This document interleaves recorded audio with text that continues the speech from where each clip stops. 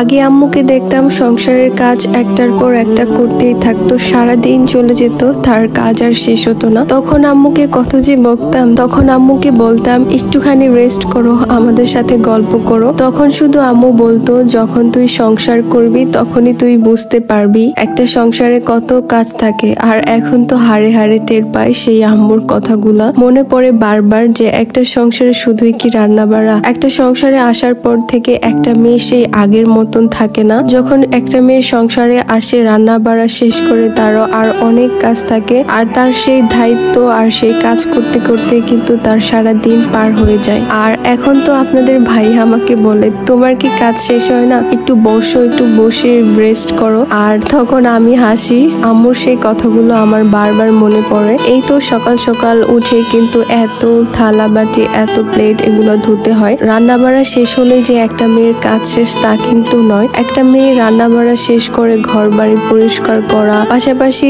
সবকিছু গুছিয়ে রাখা, এই সব মিলিয়ে কিন্তু একটা মেয়ের সারা দিন সংসারেই চলে যায়। সকাল সকালই তো আপনাদের ভাইয়ার জন্য এখানে রান্না বসিয়ে দিয়েছিলাম। আজকে হচ্ছে তার জন্য একটু শাক রান্না করছিলাম। এই তো শাক রান্না বাড়া শেষ করে তাকে আবার খাবার দাবার দিচ্ছিলাম। আপনাদের ভাইয়া তো অনেক দিন ধরে বাইরে যেতে পারছে না, হসপিটালে ছিল প্রায় 12 দিন। বাসায় আসার পরেও ওনাকে একদমই বেড রেস্ট দিয়েছে, বাইরে আর যেতেই পারছে না। এর জন্য কিন্তু চুল দাড়িগুলো তার একদমই এলোমেলো হয়ে গেছে, অগোছালো। সে তো বলছে দেখো আমাকে কেমন লাগছে। এর জন্য তাকে বললাম যে বাইরে যেতে হবে না, আজকে আমি আপনাকে কেটে দেব। তার জন্যই কিন্তু ট্রিমার দিয়ে তার দাড়িগুলোকে সুন্দর করে ছোট ছোট করে দিলাম। আর এই তো খারাপ সময় ভালো সময় তো একমাত্র হাজবেন্ড ওয়াইফই পাশে থাকে। আর আমি যদি তার এই সময়গুলোকে তাকে সাপোর্ট না দিই, তার কাজে হেল্প না করি, তাহলে কি আর হয়। আর এই তো সকাল সকালই তো রুমে অনেক বেশি অগোছালো থাকে, অনেক মশারি টাঙানো থাকে, এগুলো তো গোছাতে হয়। আপনাদের ভাইয়া যেহেতু এখন অল টাইম মশারির নিচে থাকি, এখন থাকতে থাকতে অনেক তার দম বন্ধ হয়ে যাচ্ছে। মশারিটা তার জন্য আজকে খুলে দিলাম।